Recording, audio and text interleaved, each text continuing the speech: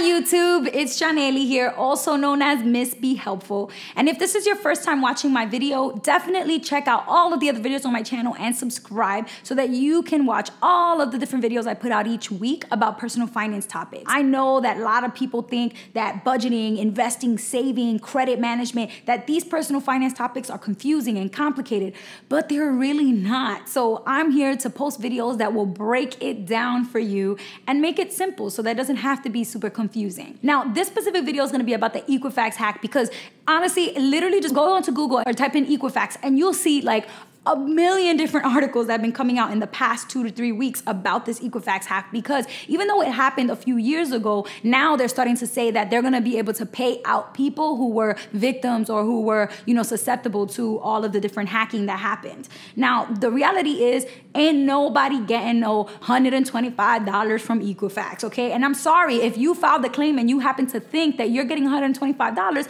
I'm here to pop that bubble and tell you the reality is nobody's getting $125. And the reason why is because there's two different things that they put in their language that lets you know. And the first thing is when they first came out with this, and this was honestly not even just Equifax. It was also the Federal Trade Commission, the FTC. Together, they decided that Equifax was going to have to put $30 million or $31 million towards, fixing this problem by giving people cash. But if you do some simple math here, the time that the Equifax hack happened, everybody was saying that it was all over the news that there were over 140 million, I think it was 145 or 147 million people whose data was literally put out there to all these hackers for them to use it to do whatever with, right? Social security numbers, date of birth, credit card information, numbers, bank accounts, all of this stuff was leaked through Equifax, right? But then they're only going to put $30 million. So if you do some math and you divide 30 million by 100, and let's say not even all 140 million people claim, let's say only half of them actually filed a claim for this money. So that's $30 million, but you got 70 million people. That's not even $1 per person. Like, people are not going to see $125 per person. Now, even though the FTC and Equifax put out all this information saying you can file your claim right now on the website and get your $125, that's what they said. And then immediately, once people started filing the claims, they were like, whoa, we didn't expect everybody and their mama to go onto the website and try to get this money. So we didn't calculate enough, to make it actually realistic to pay these people. So then they put out another statement saying, well, just so you know, it's up to $125. That means that you're probably not going to see a full $125, but you could possibly get up to $125. You're definitely not going to get more than $125, but you probably and most likely and probably will get less than $125. So it's very interesting to me that everybody who's on social media and all these bloggers and all these vloggers and all of these articles and blogs are saying, claim your $125 right now by going to the Equifax site and get your $125, get your money. Like, let's be realistic here. Stop telling people they're going to get $125 because they're not. So the reality is, and this is what I did, is there's a link in the description box below that takes you to the actual claim through Equifax. So if you want to try this out, you could, and you should do it. Right when the video ends, go down into the description box, click that link. First thing you need to do is put your last name into the box. Then the following box, you need to put the last 6 digits of your social security number. You don't have to put the first 3 digits, just the last 6 digits. And once you do that, you press submit, it's gonna tell you right away if you were a victim or not of the Equifax hack. First of all, this is awesome because honestly, there were a lot of people walking around that had no clue if they were a victim or not in the Equifax hack. And I wasn't really sure back when it happened, but just to, be safe, I went ahead and froze my credit. So I'm just like, look, I'm not playing games, right? If it's possible that my information is out there, I'm going to freeze my credit so that nobody can create new accounts in my name. So that's something that I know I did, but a lot of people didn't do it because back then you had to pay to freeze your credit. But now freezing your credit is free. I just posted a video about freezing your credit. If you haven't seen it, go check it out because it is an easy and free thing to do just to protect yourself, especially now that the Capital One hack happened too. That's multiple opportunities for people to hack your information. So I froze my credit, so it was fine. But I wasn't sure, right? And now I'm positive that I was because I put my last name, my 6 digits of my last 6 digits of my social, and it said to me, yep, looks like you were a victim in the Equifax hack. So that means that I have the right to file a claim. So I went to the next screen. I'm going to put a couple images here so you guys can see what this looks like, but you literally just click next, and then it says, do you want to, you have 2 choices. Do you want to, 1, take the money, which is ask for $125 from Equifax. Really, you ain't gonna get $125. So for me, I was like, nah, probably not. Or option 2, which is to get free credit monitoring services across all 3 of the credit bureaus. Now, this is really tricky because some people were saying that it was up to 10 years. I've seen 6 years and I've seen 4 years.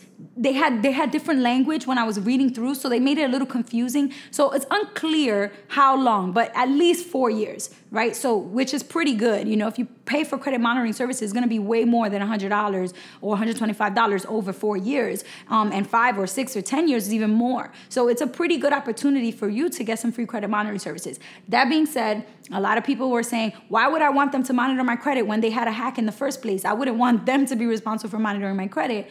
But that being said, I mean, Equifax is like the oldest of the 3 credit bureaus. It makes sense to do something like that, in my opinion, rather than to wait around and twiddle your thumbs and hope and pray that you're going to get, some money in the settlement, which chances are you're probably not. So I went ahead and chose to get the credit monitoring, the free credit monitoring up to whatever, between 4 and 10 years. I'm not sure exactly how long. And then it says, okay, if you click this option, they're going to send you an email when the claim is finally settled, and you have to actually set that up. So that's another thing. Just because you clicked it doesn't mean you're automatically getting the credit monitoring services. It means that you have to keep an eye on your email around the time when the settlement happens and make sure that you enroll in it officially when that email comes through. That being said, you do have the option to continue and have like the choice between filing 2 more claims, which is just basically submitting documentation to prove that if you did spend any extra money, you would be able to like prove it with receipts and get reimbursed. So if you paid to freeze your credit, if you paid to get monitoring services, credit monitoring services, or anything related to trying to fix or undo whatever happened during the hack, then you could submit those receipts and then, upload those documents and claim that money back. That's not guaranteed, obviously, but when you submit it, they would go ahead and investigate it and look at your receipts and look at your claim. And then whenever this whole thing is settled, you'll find out if you get any money aside from the first request for money, if you chose that option. So there's a couple different ways that you could go about this. But the reality is, at the end of the day, I just feel like if you Google any of the articles that have been coming out, they've been saying how to get your $125 from Equifax. And I just feel like we need to just be real and like, Stop lying, stop spreading lies. The reality is most people are probably not going to see that much money.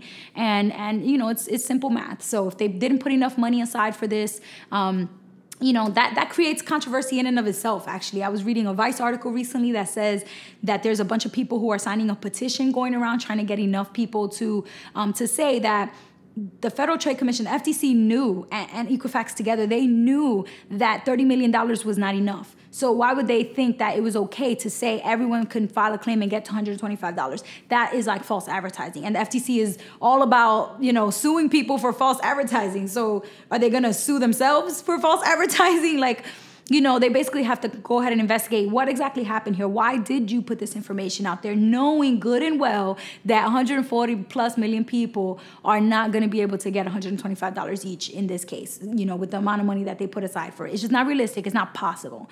So that's all the controversy and drama going on around that. But for you, the links are below. If you want to find out if you were a victim and if you want to go through the claim process, you can. I personally just chose not to do the cash because I don't think it's realistic for me to expect much money.